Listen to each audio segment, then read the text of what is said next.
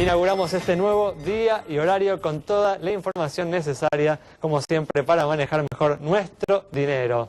Hoy vamos a brindar información sobre la única alternativa que hoy existe para muchos sectores de la población para la compra de un auto 0 kilómetro, los planes de ahorro. Vamos también a repasar cuáles son las mejores alternativas de inversión para el actual contexto económico, y en el último bloque vamos a dialogar con un diputado sobre los proyectos que se vienen presentando en los últimos días en el Congreso de la Nación para modificar los impuestos a las ganancias y a los bienes personales. Quédate con nosotros. Tras el siguiente intervalo vamos a regresar con todos estos temas, vamos a responder como siempre a todas tus preguntas.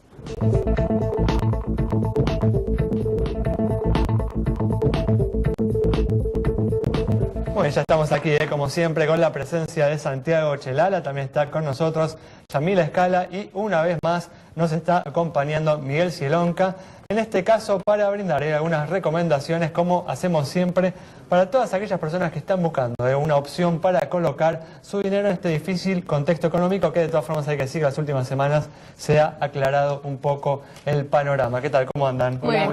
Gracias por estar aquí en este nuevo día y horario. Exactamente. Los lunes 19:30, a partir de justamente de hoy, vamos a ir todas las semanas en este nuevo día y horario. Bueno, vamos a comenzar con la información que tenemos para hoy, y en consonancia con el primer aniversario, las trágicas inundaciones del año pasado en la ciudad de La Plata, un conjunto de organizaciones advirtió sobre los riesgos que se corre.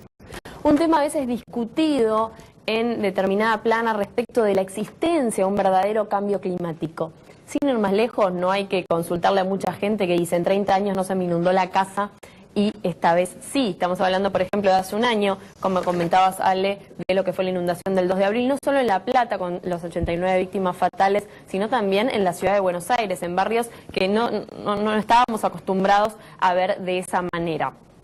Estas organizaciones vinculadas a la sociedad civil a través de lo que tiene que ver con la protección del medio ambiente advierten, a partir de lo que es un informe que fue coordinado por más de 300 líderes a nivel mundial en lo que refiere a estos temas, y puntualmente en la región lo que advierten tiene que ver con las inundaciones justamente de la zona metropolitana, Buenos Aires y centro del país. Hablando con las aseguradoras en los últimos días, nos comentaban de la cantidad de denuncias que hubo, que se duplicaron en algunos casos en lo que es esta región, en lo que tiene que ver con seguros agropecuarios, ¿sí? Más allá, obviamente, de las vidas humanas, también está la producción, la economía de las personas, especialmente si se dedican al suelo. Y es importante conocer que existen formas de prevenir esto, más allá de, obvio, las obras que tienen que ver, las obras preventivas. Bueno, también si uno tiene un problema con su cosecha, la pierde, saber que puede estar asegurado. Esto se discutió el año pasado en lo que refiere al seguro obligatorio, el seguro agropecuario obligatorio, que lo mencionó la misma presidenta. En realidad lo deslizó, después Yaguar, el entonces exministro de Agricultura, lo ratificó como que algo así iba a ser, pero eso está en veremos todavía, y este no parece ser un año para ponerle pilas, salvo que, bueno, consideremos el año electoral bueno, sin hacer especulaciones, no es algo que los empresarios vean que está en carpeta en este momento. Interesante saber que se puede asegurar, pero habría que ver de qué manera avanzar, porque cambio climático o lo que fuera, este tipo de eventos se está agudizando, y entonces es necesario tener respuestas y de distinto tipo ante estos fenómenos. Definitivamente, un fenómeno muy grave y al que hay que prestarle mucha, pero mucha atención. Bueno, vamos a seguir ahora con información sobre la única alternativa con la que hoy cuenta una gran parte de la población para acceder a un automóvil 0 kilómetros. ¿Cuál es la oferta que existe hoy de planes de ahorro? Así es, Ale, porque es importante saber que han subido, por supuesto, los precios de los automóviles, y también se ha vuelto más caro el financiamiento con la política del Banco Central de elevar las tasas de interés. ¿Qué es esto de los planes de ahorro? Bueno, las principales marcas, las principales compañías que venden autos tienen, por una cuota muy pequeña, la posibilidad de ir adquiriendo el vehículo con el tiempo, pagando estas cuotas, estos planes de ahorro. Lo que vamos a ver en pantalla es la cuota mensual que se paga para autos medianos de las principales marcas de 0 kilómetros. Lo vemos, fíjense, Chevrolet, 1.152 pesos, aquí empieza Fiat, en este caso el Fiat Palio. Siempre estamos hablando de los autos medios que van entre 100.000 y 120.000 pesos, 0 kilómetros. Toyota 1460, Volkswagen 1500, Peugeot 1528 es el 207 en este caso. El Ford Fiesta 1.564 pesos. Como vimos, de 1.200 a 1.564 pesos las cuotas para comprar 0 kilómetros. Es por supuesto un monto menor si uno analiza lo que tiene que pagar de una cuota si uno quiere directamente el 0 kilómetro, ir a un banco y pedir un préstamo personal o un préstamo prendario. Eso sí, a tener en cuenta otro factor que es muy importante, que estas cuotas, si bien son bajas, 1.200, recordemos 1.500 pesos, van a ir aumentando a medida que suba el precio de los autos, así que uno tiene que estar seguro de que sus ingresos, su salario, va a ir también subiendo en la misma proporción. Sí, un tema que hay que tener definitivamente en cuenta. Bueno, vamos a seguir ahora con una recomendación para aquellas personas que dijimos hace unos instantes están buscando qué hacer con su dinero, como hacemos siempre. Vamos a comenzar con una recomendación para los inversores más conservadores. Miguel. Sí, Alejandro, déjame hacer la aclaración que sigue siendo válido el refrán de tener los huevos en diferentes canastas, ¿sí? De manera que mi recomendación obviamente es para una parte del portafolio. No tener los huevos siempre en la misma canasta. Exacto, exactamente. Es para una parte del portafolio. Bien, mi recomendación es un bono emitido por el Gobierno Nacional que se llama Bonar 17, ¿sí?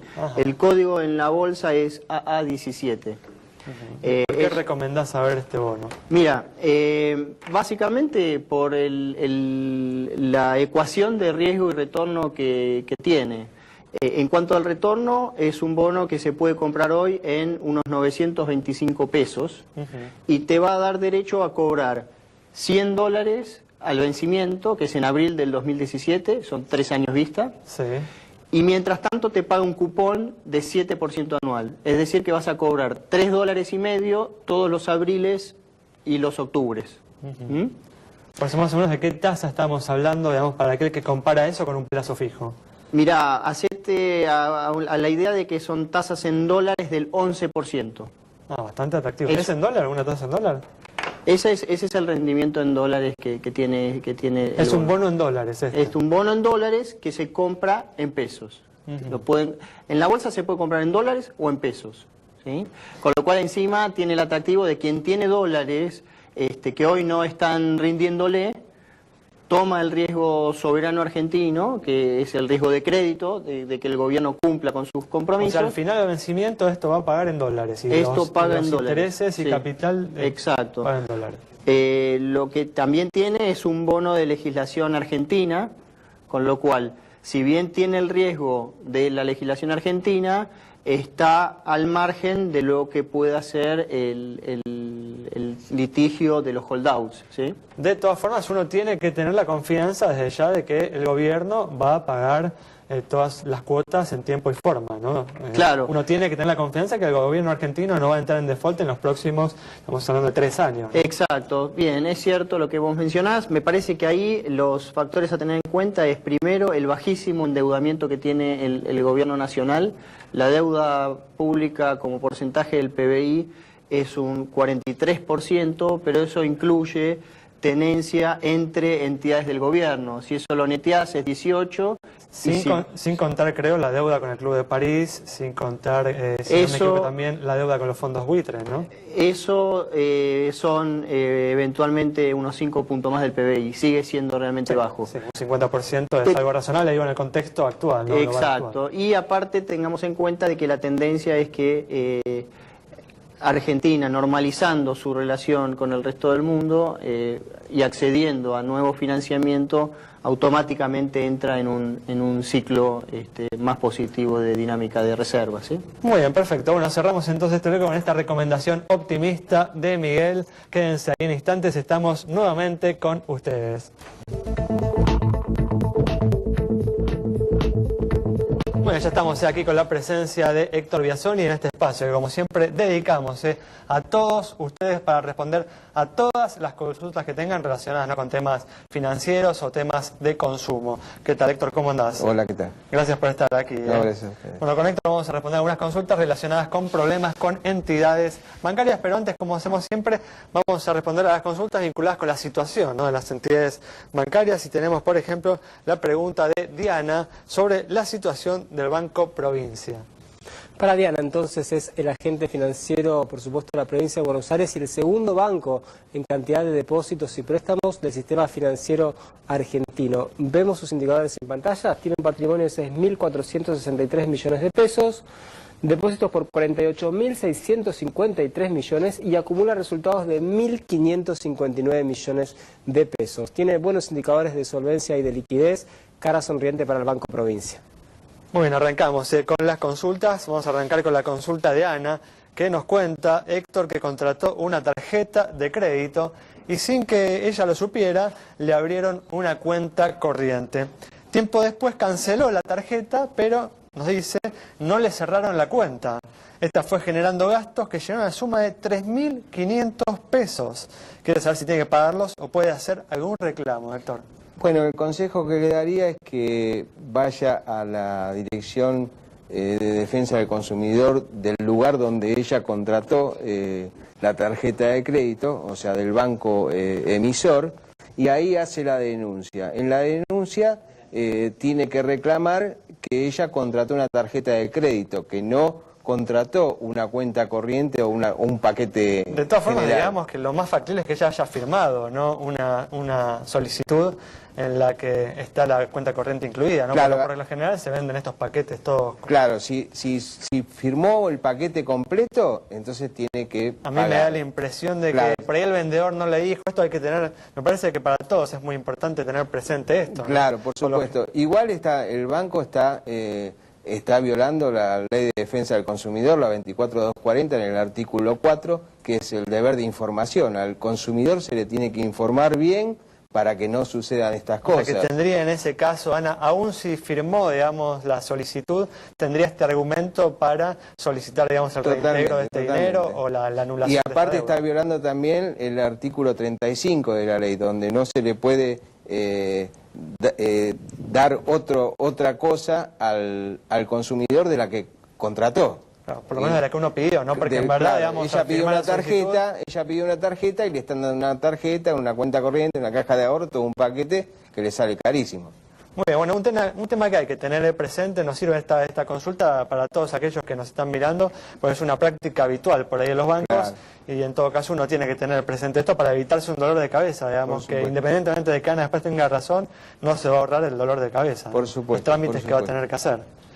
Bueno, vamos a seguir ahora con información, las noticias que han quedado esta última semana. El jueves pasado, precisamente, la Asociación de Concesionarias de la República Argentina presentó un informe en el que se ve que en marzo cayeron un 35% las ventas de autos 0 kilómetros. Santiago, presente esta información.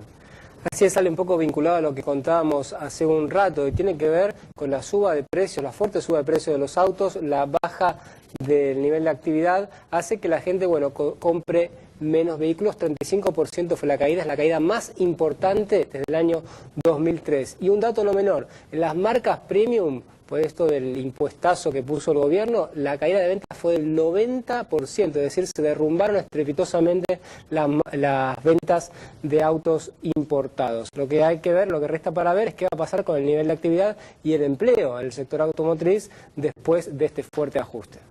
Bueno, el resultado, ¿no?, que todos esperábamos a partir del aumento de los precios como consecuencia de la devaluación, del impuesto que aplicó el gobierno y también la fuerte suba de las tasas de interés que también han tornado inaccesible el crédito para una gran parte de la población para acceder justamente, como decíamos hace un rato, a los autos 0 kilómetros. Bueno, un tema que seguiremos de cerca a lo largo de los próximos meses.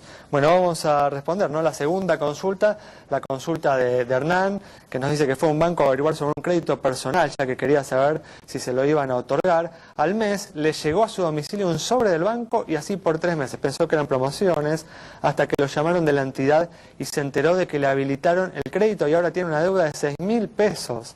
Pero nunca confirmó el préstamo, nos dice, solo hizo las averiguaciones para ver si estaba en condiciones de recibirlo.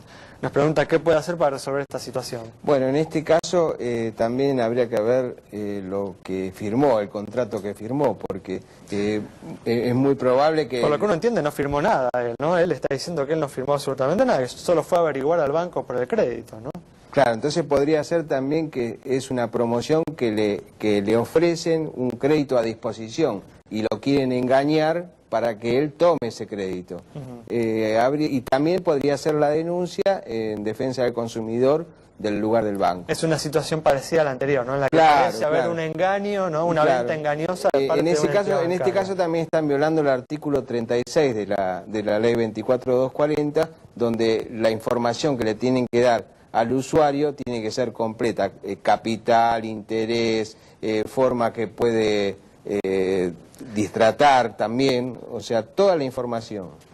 Muy bien, Hernán, entonces una recomendación para vos parecida a la de Ana. Bueno, vamos a cerrar este bloque, como hacemos siempre, con información sobre la situación de una compañía de seguros.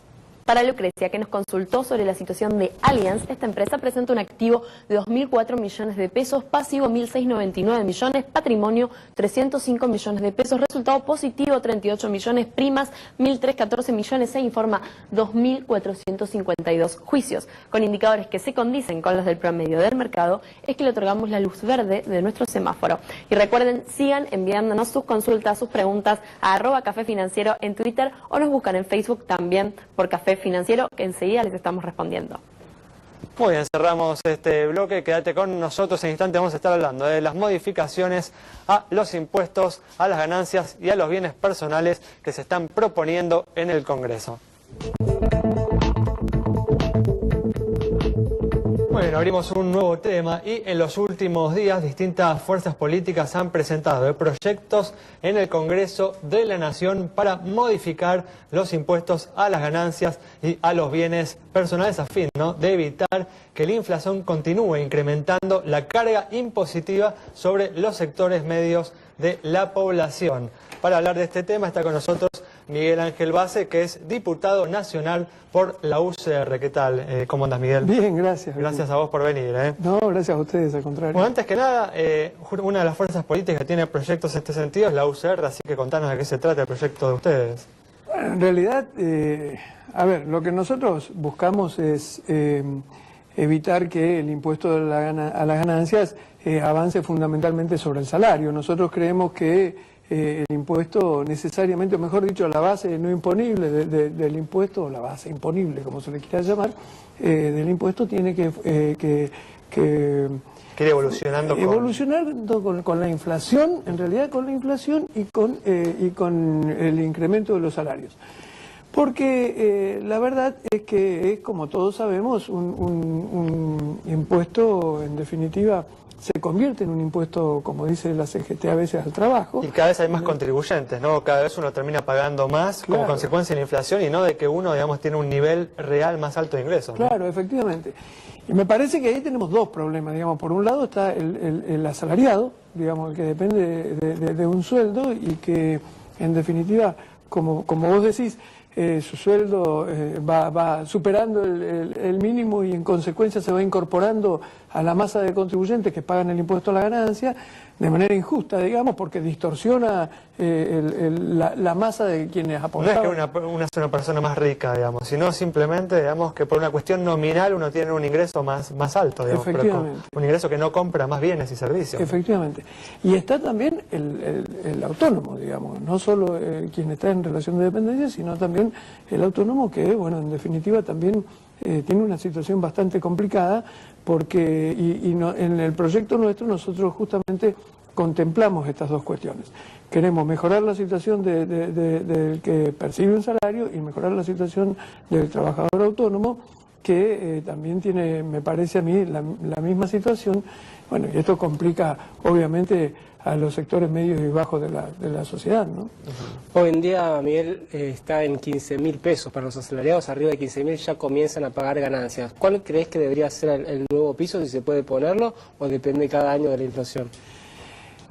Nosotros creemos que lo lógico sería ir adaptándolo con la inflación. Claro que para eso necesitamos una situación distinta, en el sentido de que la verdad es que teníamos una situación con la inflación, una medición de la inflación oficial desde el INDEC absolutamente deformada, digamos, mentirosa. Entonces, obviamente... Bueno, eso parece haber cambiado, ¿no? Eso, claro, efectivamente. Si esto es así, bueno, lo lógico es, si tenemos un índice creíble, sería bastante natural que se adaptara con la inflación. Hay otros criterios que plantean adaptarlo con el incremento de los salarios.